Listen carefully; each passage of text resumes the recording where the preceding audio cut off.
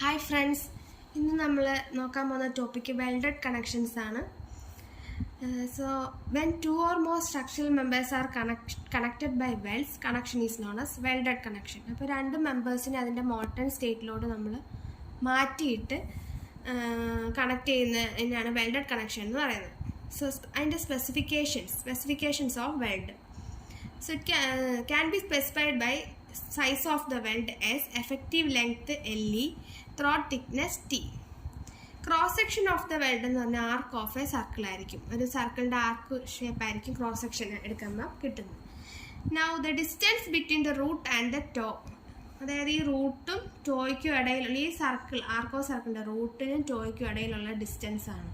അതിനാണ് നമ്മൾ size of the weld S എന്ന് പറയുന്നത്, or leg of the weld എന്ന് പറയാം. Now length through which welding is done, അതിനെയാണ് effective length LE എന്ന് പറയുന്നത്. Now the distance between the root and center of hypotenuse of isosceles triangle held within the weld, അതായത് ഈ റൂട്ടിൽ നിന്ന് ഹൈപ്പോട്ന്യൂസിൻ്റെ centre വരെയുള്ള ആ പോർഷനെയാണ് നമ്മൾ എന്തെന്ന് പറയുന്നത് എഫക്റ്റീവ് ത്രോട്ട് തിക്നെസ് T എന്ന് പറയുന്നത്. Now the standard shape of the weld, എപ്പോഴും സ്റ്റാൻഡേർഡ് ഷേപ്പ് എന്ന് പറയുന്ന വെൽഡിൻ്റെ ഐസോസിലസ് ട്രയാങ്കിൾ ആണ്. So the angle of standard weld എന്ന് പറയുന്നത് എന്തായിരിക്കും? 90, 45 ഡിഗ്രിയാണ്. സോ രണ്ട് സൈഡിൽ 45 ഡിഗ്രിയും പിന്നെ 90 ഡിഗ്രിയും ആയിരിക്കും വരുന്നത്. Next type of welds: butt weld, fillet weld, plug weld. So നമ്മൾ കേരള PSCയിൽ മെയിനായിട്ട് ചോദിക്കാറ് ബട്ട് വെൽഡും ഫില്ലറ്റ് വെൽഡും ആണ്. സോ നമുക്ക് അത് നോക്കാം. Butt weld, it is also known as groove weld എന്നും പറയും. Now plates are connected face to face. നമ്മൾ പ്ലേറ്റ്സ് ഇങ്ങനെ ഫേസ് ടു ഫേസ് ആയിരിക്കും കണക്ട് ചെയ്യുന്നത്, അല്ലെങ്കിൽ എൻഡ് ടു എൻഡ് ആയിരിക്കും കണക്ട് ചെയ്യുന്നത്. Effective in resisting axial stress ആയിരിക്കും. സോ അത്രയും കാര്യങ്ങളാണ് ബട്ട് വെൽഡ്. ഇനി അതിൻ്റെ ടൈപ്സ് എന്ന് പറയുന്നത് സ്ക്വയർ ബട്ട് വെൽഡ്, ഇവിടെ സ്ക്വയർ ഷേപ്പ് ആയിരിക്കും വെൽഡഡ് പോർഷനിൽ. Single V butt weld, double V butt weld, single U butt weld, double U butt weld. അതൊക്കെയാണ് അതിൻ്റെ types of butt weld. Just figure ഒന്ന് ഓർത്ത് വെച്ചിരുന്നാൽ മതി. ഇനി നമുക്ക് ഫില്ലറ്റ് വെൽഡ് നോക്കാം. So to plates are connected overlapping each other. രണ്ട് പ്ലേറ്റ്സ് ഓവർലാപ്പ് ചെയ്താണ് കണക്ട് ചെയ്യുന്നതെങ്കിൽ നമ്മൾ ഫില്ലറ്റ് വെൽഡ് എന്നാണ് പറയുന്നത്. സോ ഫില്ലറ്റ് വെൽഡ് എപ്പോഴും ഷിയർ സ്ട്രെസ്സിനായിരിക്കും എഫക്റ്റീവ് ഇൻ റെസിസ്റ്റിംഗ് എന്ന് പറയുന്നത് ഷിയർ സ്ട്രെസ് ആയിരിക്കും. സോ അവിടെ ഉണ്ടാകുന്ന ഫെയിലിയർ എന്ന് പറയുന്നത് ഷിയർ ഫെയിലിയർ ആയിരിക്കും. Failure in fillet weld is shear failure. Fillet angle between fusion faces, fusion ഫേസസിനിടയിലുള്ള ഫില്ലറ്റ് ആംഗിൾ എന്ന് പറയുന്നത് 60 ഡിഗ്രി ടു 120 ഡിഗ്രി ആയിരിക്കും. സോ ജസ്റ്റ് ഇത്രയാണ് അതിൻ്റെ ഒരു മെയിനായിട്ട് ഓർത്തിരിക്കേണ്ട കാര്യങ്ങൾ. ലാബ്ഡ് ആയിട്ടായിരിക്കും മെമ്പേഴ്സ് കണക്ട് ചെയ്യുന്നത്. ഷിയർ സ്ട്രെസ് ആയിരിക്കും റെസിസ്റ്റ് ചെയ്യുന്നത്. സോ ഫെയിലിയർ ഷിയർ ഫെയിലിയർ ആയിരിക്കും. പിന്നെ ഫ്യൂഷൻ ഫേസസിനിടയിലുള്ള fillet angle is 60 degree to 120 degree. No specifications of fillet weld. ഒന്നാമത്തെ minimum size of the fillet weld. So IS 816 has recommended minimum size of the fillet weld for different plate thickness. Different plate തിക്നെസ്സിനുള്ള minimum size of the fillet weld ആണ് നമ്മൾ നോക്കാൻ പോകുന്നത്. So നമ്മളെപ്പോഴും thicker പ്ലേറ്റിൻ്റെ thickness വെച്ചിട്ടാണ് minimum size of the weld എടുത്തേക്കുന്നത്. അപ്പോൾ ഇവിടെ നോക്കിക്കേ, thickness of thicker plate. So less than or equal to, thicker പ്ലേറ്റിൻ്റെ thickness less than or equal to 10 mm ആണെങ്കിൽ minimum size of the weld എന്ന് പറയുന്നത് 3 mm ആയിരിക്കും. 10 to 20 mm ആണ് തിക്കർ പ്ലേറ്റിൻ്റെ തിക്നെസ് എങ്കിൽ minimum size of the weld എന്ന് പറയുന്നത് 5 mm ആയിരിക്കും. 20 to 32 mm ആണെങ്കിൽ 6 mm ആയിരിക്കും minimum size of the weld. Next thickness of thicker plate 32 to 50 mm ആണെങ്കിൽ minimum size of the weld എടുക്കേണ്ടത് 8 mm ആണ്. Note: when the minimum size of the fillet weld is greater than the thickness of the thinner plate, minimum size of the weld should be kept equal to thickness of the thinner plate. അപ്പം നമ്മുടെ size, minimum size of the weld എന്ന് പറയുന്നത് നമുക്ക് കിട്ടുന്നത് thinner പ്ലേറ്റിനേക്കാളും greater value ആണെങ്കിൽ നമ്മൾ എപ്പോഴും minimum size of the weld എന്ന് പറഞ്ഞെടുക്കുന്നത് തിന്നർ പ്ലേറ്റിൻ്റെ വാല്യൂ ആയിരിക്കും. സോ ഇവിടെ ഒരു തിക്കർ പ്ലേറ്റ് ഉണ്ട് 36 mm, പിന്നെ ഒരു thinner plate 5 mm. So as per code അനുസരിച്ച് സൈസ് ഓഫ് ദ വെൽഡ് എന്ന് പറയുന്നത് നമുക്ക് എന്ത് കിട്ടും? 8 mm. അത് നമ്മൾ തൊട്ട് മുമ്പ് നോക്കിയ ടാബ്ലാർ കോളത്തിൽ 32 തിക്കർ പ്ലേറ്റിന്റെ സൈസ് ഇൻ ബിറ്റ്വീൻ 32 ആൻഡ് 50 ആണ് തിക്നെസ് എങ്കിൽ അവിടുത്തെ സൈസ് ഓഫ് ദ വെൽഡ് എന്ന് പറയുന്നത് 8 mm ആയിട്ടാണ് നമുക്ക് കിട്ടുന്നത് ആസ് പെർ കോഡ്. നൗ നമുക്കിവിടെ അറിയാം തിക്നെസ് ഓഫ് ദ പ്ലേറ്റ് എന്ന് പറയുന്നത് എന്താണ്? 5 mm ആണ്. സോ ഇവിടെ കിട്ടിയ വാല്യൂ എന്ന് പറയുന്നത് തിന്നർ പ്ലേറ്റിന്റെ തിക്നെസ്സിനേക്കാളും ഗ്രേറ്റർ ആണ്. അങ്ങനെ വരുമ്പോൾ നമ്മൾ എന്ത് ചെയ്യണം? സൈസ് ഓഫ് ദ വെൽഡ് എന്ന് പറയുന്നത് തിന്നർ പ്ലേറ്റിന്റെ വാല്യൂ ആയിട്ട് കൺസിഡർ ചെയ്ത് എഴുതണം. സോ ഇവിടെ സൈസ് ഓഫ് ദ വെൽഡ് എന്ന് പറയുന്നത് 5 mm എന്ന് കിട്ടും.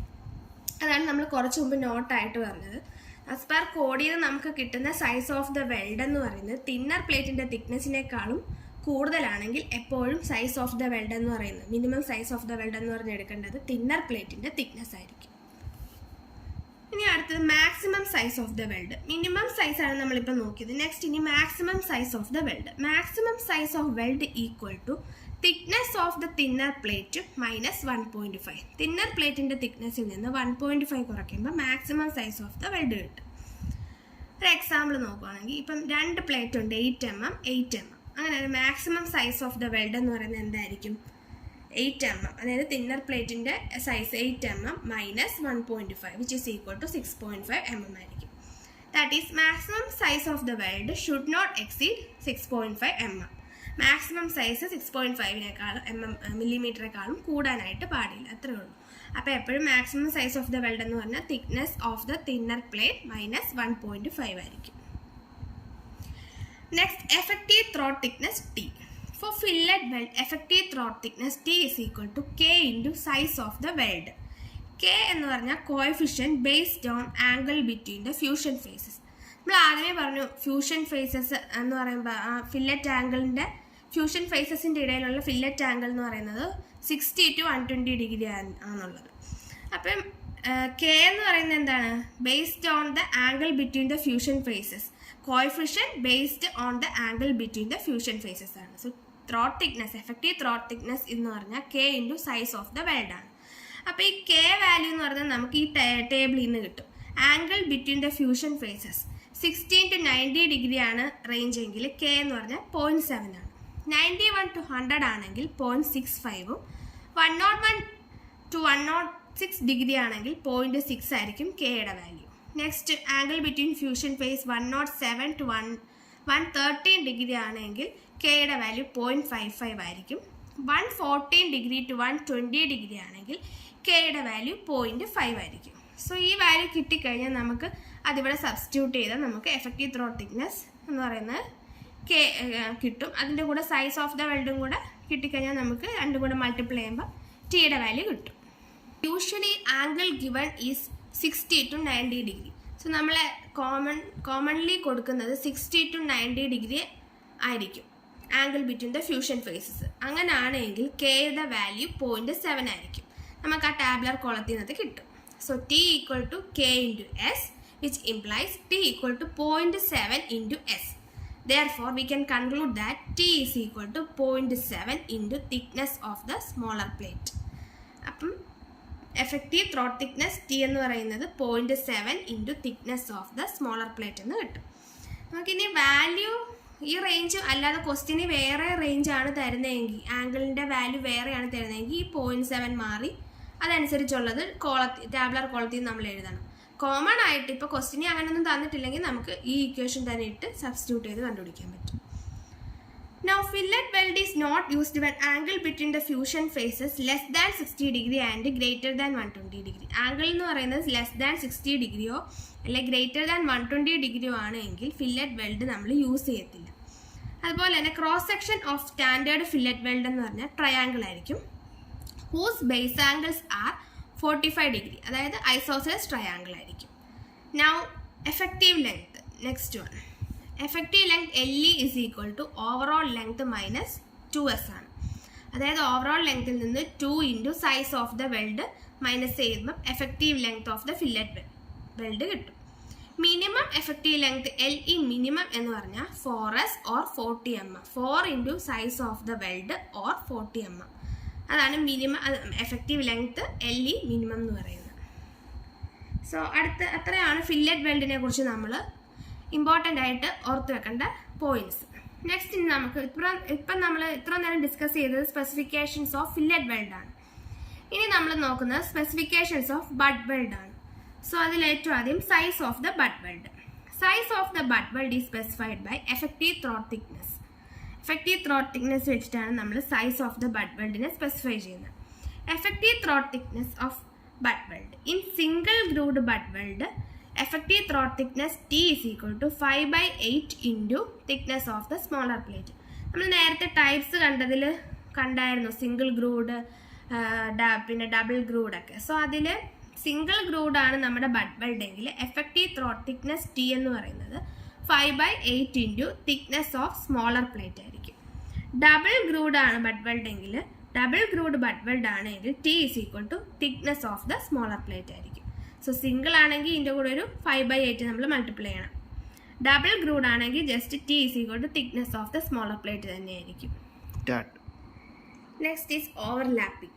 സോ ഈ ഒരു രണ്ട് മെമ്പേഴ്സ് ഓവർലാപ്പ് ചെയ്തേക്കുന്ന ഈ ഒരു ഇത്രയും പോർഷൻ അതാണ് നമ്മൾ ഓവർലാപ്പിംഗ് എന്ന് ഉദ്ദേശിക്കുന്നത്.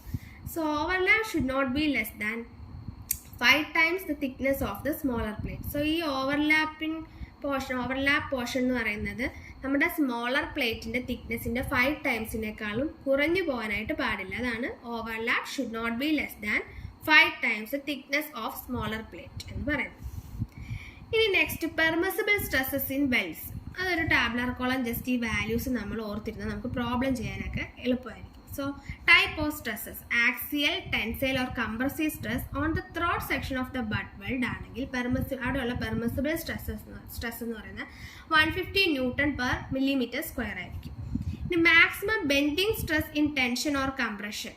സോ പെർമിസിബിൾ സ്ട്രെസ് എന്ന് പറയുന്നത് 165 Newton per millimeter square ആയിരിക്കും. മാക്സിമം ഷിയർ സ്ട്രെസ് ആണെങ്കിൽ 108 Newton per millimeter square ആയിരിക്കും. ഈ ടാബ്ലർ കോള ഓരോ സ്ട്രെസ് ഏത് ടൈപ്പ് സ്ട്രെസ് ആണ് അതിന് വരുന്ന പെർമിസിബിൾ സ്ട്രെസ്സിന്റെ വാല്യൂ എന്ന് പറയുന്നത് ജസ്റ്റ് ഓർത്ത് വെച്ചിരുന്ന പ്രോബ്ലം ചെയ്യാനൊക്കെ ഈസി ആയിരിക്കും. Design strength of weld. So strength of fillet weld joint. ആദ്യം a fillet weld fails by shear as it is weak in shear as compared to other mode of failure. So fillet എപ്പോഴും fail ചെയ്യുന്നത് shear മൂലമായിരിക്കും. Fails by shear compared to other mode of failure. So strength of the fillet weld joint P is equal to tau VF into LE into T, where tau VF is equal to permissible shear stress in the weld, LE is equal to effective length of the weld, T equal to throat thickness which is equal to K into S. നമ്മൾ നേരത്തെ ഒന്ന് പറഞ്ഞതാണ്. So to V F എന്ന് പറയുന്നത് നമുക്ക് തൊട്ട് മുൻപുള്ള tabular column നോക്കി അറിയാം. ഷിയർ സ്ട്രെസ്സിന്റെ പെർമിസിബിൾ സ്ട്രെസ് വാല്യൂ എന്ന് പറയുന്നത് 108 Newton per millimeter square ആണ്. നമുക്ക് തൊട്ട് മുന്നേയുള്ള ടാബ്ലർ കോളത്തിൽ നിന്ന് കിട്ടും. അത് നമുക്ക് ക്വസ്റ്റ്യനിൽ തന്നിട്ടില്ലെങ്കിൽ നമുക്ക് ഈ വാല്യൂ സബ്സ്റ്റിറ്റ്യൂട്ട് ചെയ്ത് ആൻസർ കണ്ടുപിടിക്കാൻ പറ്റും. So strength of the fillet weld joint P is equal to tau VF into LE into T. So നമുക്ക് എഫക്റ്റീവ് ലെങ്ത്തും ത്രോട്ട് തിക്നെസ്സും പെർമിസിബിൾ ഷിയർ സ്ട്രെസ്സും അറിയാമെങ്കിൽ strength of the fillet weld കണ്ടുപിടിക്കാം.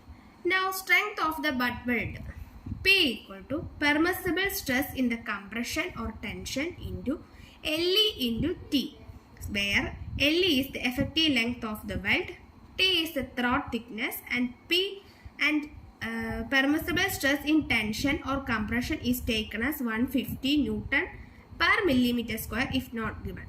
ഈ വാല്യൂ നമുക്ക് തൊട്ട് മുന്നേയുള്ള ടാബ്ലർ കോളത്തിൽ നിന്ന് ടെൻഷൻ അല്ലെ കംപ്രഷൻ്റെ permissible stress in tension or compression നമുക്ക് 150 Newton പെർ മില്ലിമീറ്റർ സ്ക്വയറിന് കിട്ടും. അപ്പോൾ നമുക്ക് ക്വസ്റ്റ്യനിൽ തന്നിട്ടില്ലെങ്കിൽ ഈ വാല്യൂ സബ്സ്റ്റിറ്റ്യൂട്ട് ചെയ്യാവുന്നതാണ്. സോ അതാണ് strength of butt weld joint. So ഇത്രയും കാര്യങ്ങളാണ് മെയിനായിട്ട് നമ്മൾ ഈ വെൽഡഡ് കണക്ഷനിൽ ഓർത്തിരിക്കേണ്ടത്. ഫില്ലറ്റ് വെൽഡിൻ്റെയും ബട്ട് വെൽഡിൻ്റെയും ഒക്കെ ഡീറ്റെയിൽ ആയിട്ടുള്ള സ്പെസിഫിക്കേഷൻസ്, പിന്നെ അതിൻ്റെ ഓരോ കാര്യങ്ങൾ ഇക്വേഷൻസ് ഒക്കെ നമ്മൾ ജസ്റ്റ് നോട്ട് ചെയ്ത് വെക്കുക. ചെറിയ ചെറിയ പ്രോബ്ലംസ് ഒക്കെ ആയിരിക്കും, ഈസി ആയിട്ടുള്ള പ്രോബ്ലംസ് ആയിരിക്കും ഇതിൽ നിന്ന് ചോദിക്കുന്നത്.